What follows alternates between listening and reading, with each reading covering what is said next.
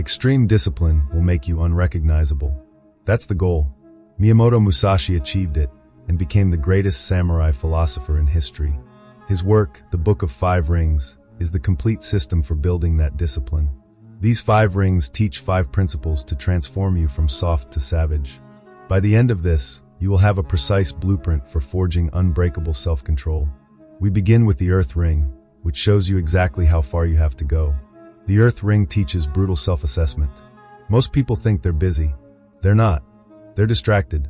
Musashi wrote of the twofold way of pen and sword. He meant you must master your mind and your body equally. But first, you must see where you truly stand. After his most famous duel, killing the legendary Sasaki Kojiro, Musashi didn't celebrate. He disappeared into a cave for 2 years. The winner spent 2 years studying his own weaknesses, analyzing why he almost lost. That is Earth Ring thinking. Let's see what this looks like today. Meet Gohan. He thinks he's productive. He wakes up tired, grabs his phone, and checks emails in bed. Starting the day strong, he tells himself. He gets to work late, opens 15 tabs, and bounces between tasks. His lunch break is a 90-minute YouTube spiral. The afternoon is more tab switching, more phone checking. He gets home at 7 p.m., exhausted from being busy. Sound familiar? Gohan decided to track every minute of his time for 1 week. The results were devastating. 6 hours a day on his phone. 2 hours of actual, focused work. 8 hours of empty motion that produced nothing. The Earth Ring principle is this. Know the smallest things and the biggest things. This means you must know every brutal detail and the full picture. Most people know neither. Here's what tracking reveals. You aren't busy. You're weak. You don't have a time problem. You have a focus problem. You don't need more hours. You need to use the ones you have. Gohan's revelation hit like a physical blow. He wasn't a productivity machine fighting against the clock. He was a distraction addict lying to himself. His packed schedule was a facade. Most people discover they are genuinely productive for maybe 2 to 3 hours a day. The rest is fake work, busy work, avoidance disguised as effort. This is why motivation fails. You cannot motivate yourself out of a delusion. You need Earth Ring honesty first. Track everything. See the ugly truth. In his Dakota, Musashi wrote, "Accept everything just the way it is."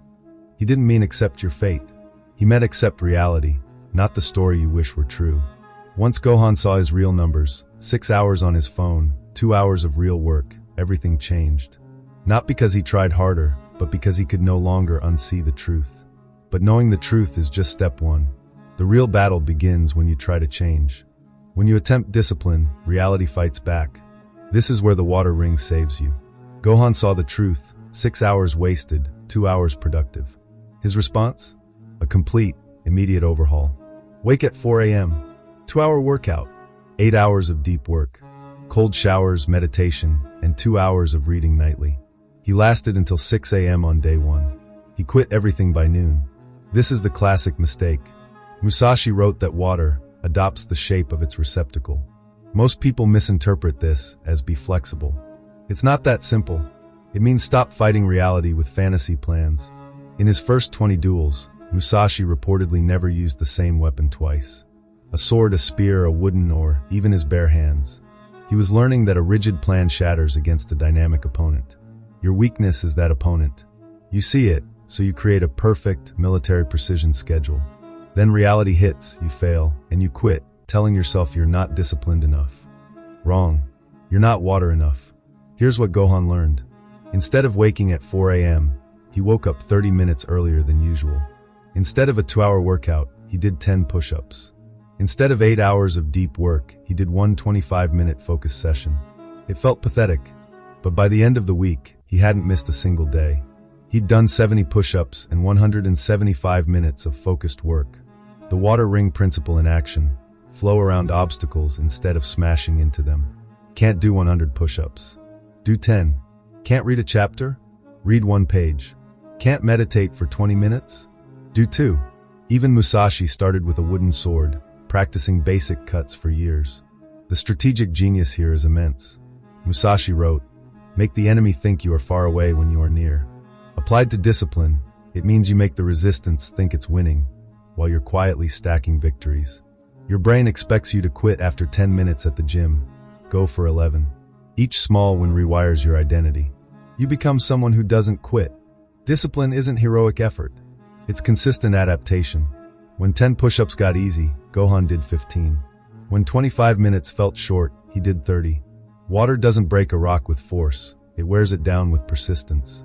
By week 4, Gohan was waking at 5 a.m. naturally and getting 4 hours of deep work done. Not because he forced it, but because he flowed toward it. But once you build momentum, a new enemy appears. One that has destroyed more warriors than any external foe. The fire ring reveals what happens when you finally start to win. Week 4, Gohan is making progress.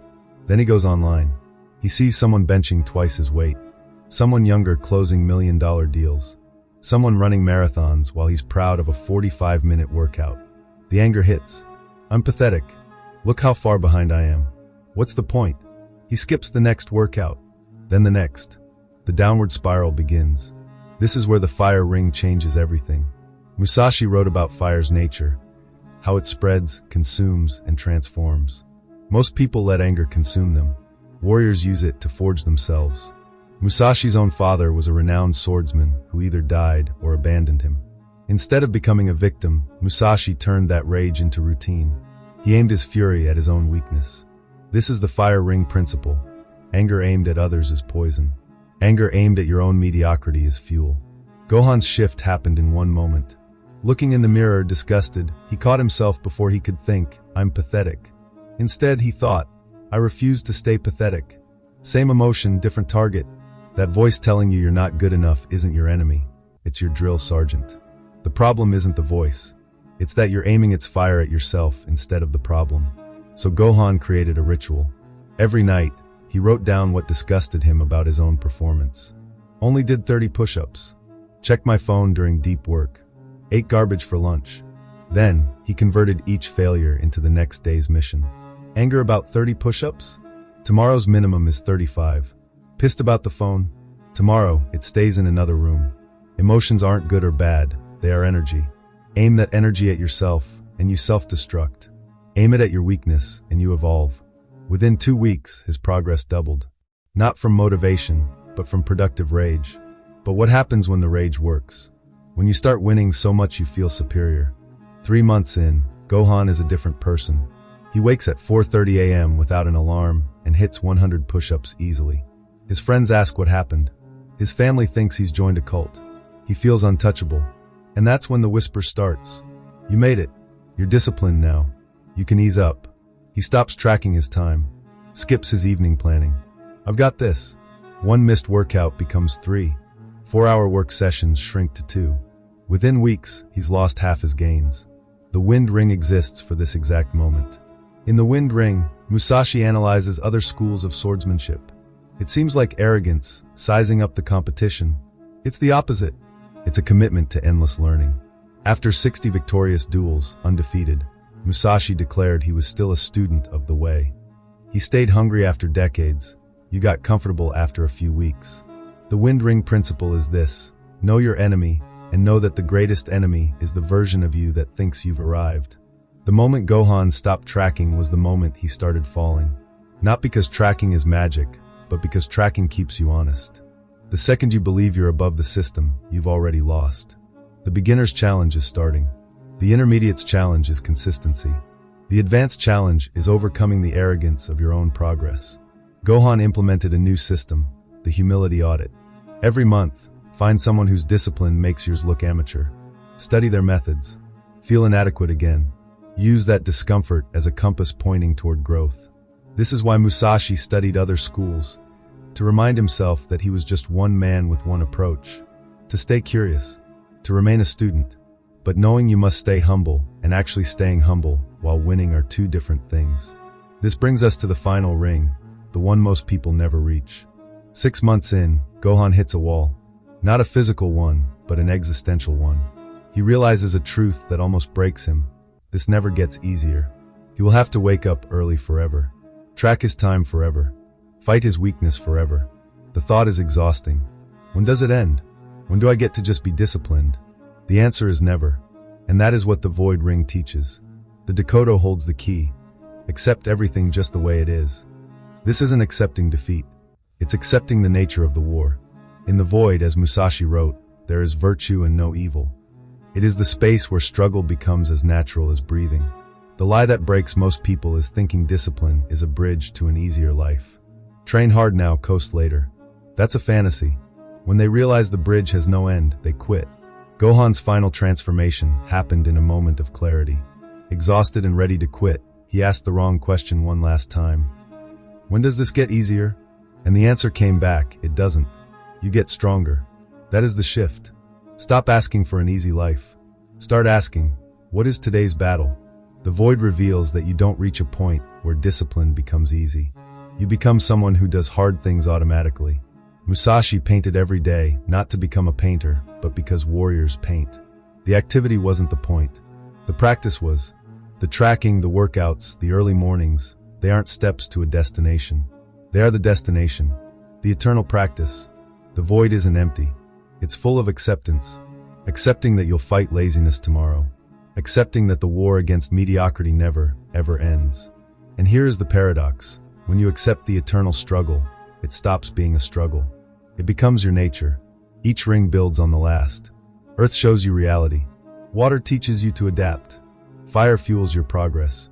Wind keeps you humble. Void makes it permanent. The rings are not a ladder you climb once. They are a cycle you live every day. The path is waiting. The only question is, will you walk it?